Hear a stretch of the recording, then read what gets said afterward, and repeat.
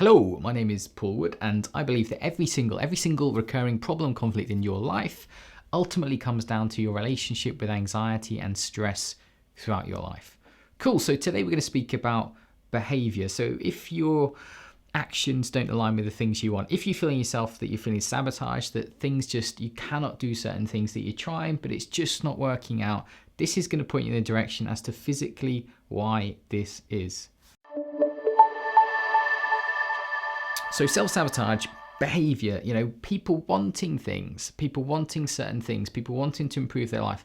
But whether they do, it just does not seem to work out. Now, this isn't a natural thing, is it? Because if someone decides to do something, or decides they want something, then it's totally normal and totally reasonable that we take the action to back it up and to actually achieve it. But in today's society, people don't tend to.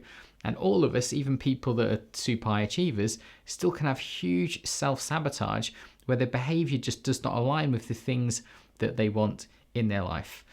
So in order to understand this, it's best to really reflect upon nesting. Nesting is something that happens in the third trimester where women tend to use their energy to kind of nest and tidy and clean and prepare for the birth of their newborn baby. And what they found is that during the third trimester is the time that women are actually the most tired, but it's the time where their body, their brain, their hormones, physiologically make them feel that that is the right thing to do. So even when they're the most tired, even then when it's a time you think may be the best time to rest, it's actually the time where they do the most preparation for the birth of a newborn child.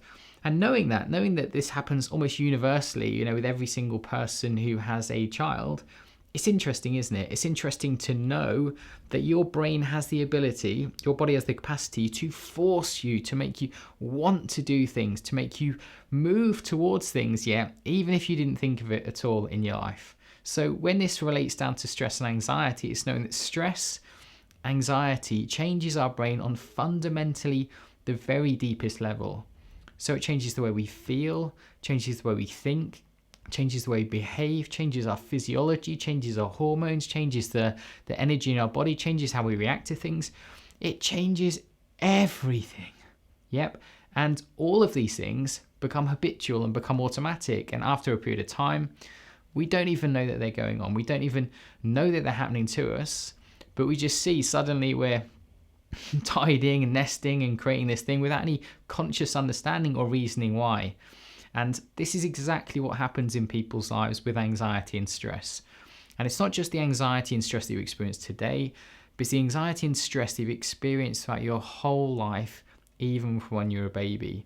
And how those imprints on your mind have caused your brain to feel tense, to feel reactive, to feel uncomfortable towards certain things where it literally shuts your nervous system down, shuts your body down, and disables you from able to consistently push through and achieve those things. For example, some people who come to see me in my office do really well in one area of their life but massively fail in another, do really well in two areas of their life but massively fail in the other two. And this is consistent pretty much across the board, speaking to thousands of people over the past 12 years. For example, my wife, during that third trimester, she tidied and she did all kinds of things and prepared in lots of different ways.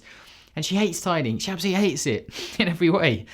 So she was really tired, stressed, grumpy, overwhelmed, massively struggling, had some health-related problems as well with being pregnant with her second child. So, totally overwhelmed. But even in that situation, she still, the tendency was so strong that over the stress she was feeling, over the conflict she was feeling, over the fact she doesn't like tidying, over the fact she could have got someone else to do it, over the fact, that she's got health problems, that she's, really pregnant, that she's got all of these struggles, and it can still force someone to do it.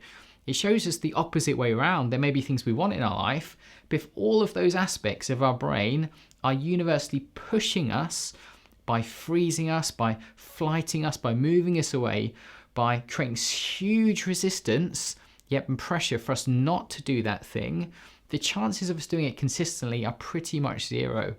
And then when they're zero, well, the chance of us improving at it, pretty much zero as well. The chance of us developing naturally and excelling and reaching our potential in the area are pretty much zero as well. For example, I had a client come see me a few years ago and they were super, super successful at business, like unbelievably successful, yet doing great in every single way. Their relationships were absolutely horrific, despite them being an attractive person, intelligent, charismatic in every single way. Yep, and that fundamentally only came down to that effect where they deal with stress in a way in terms of relationships that shuts them down, that stops them from dealing with the couple of issues he had, not even major issues, but were enough to poison every relationship he had for the rest of his life if he didn't resolve. And the tendency he had was all of this forcing him, telling him, making him not to resolve it, the same way in the opposite direction as it forces a pregnant mother to want to nest and want to do it in that way.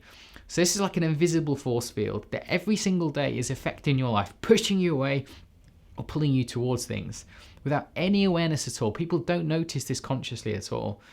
And after years and years and years, we just rationalize it. We just justify it. Relationships, or money or this or that.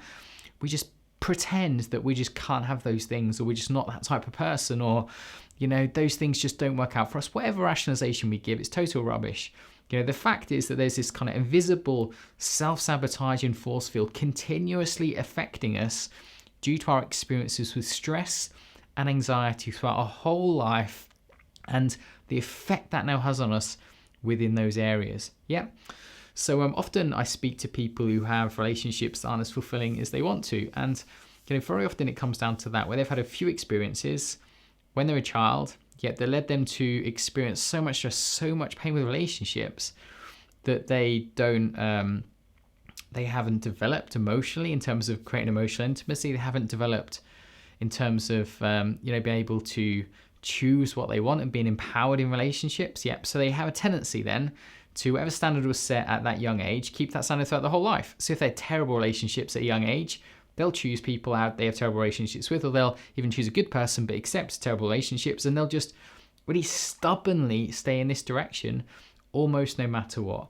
But the opposite is true. When someone takes away that invisible force field of sabotage, of stress, of anxiety, and they can begin to feel neutral and can begin to take empowered action towards those things that are holding them back, well, the sky is the limit. Then nothing is then going to stop them moving forward in their life. So this is something that massively frustrates me. And every single day I speak to people who, doing maybe good in one area, maybe great in one area, maybe terrible in every area, but always, every single time, it comes down to their relationship with stress and anxiety throughout their life, and the imprinting effect their experiences of trauma, stress and pain have had throughout their earlier life, maybe throughout their childhood, and are still dramatically affecting their behaviour and choices today.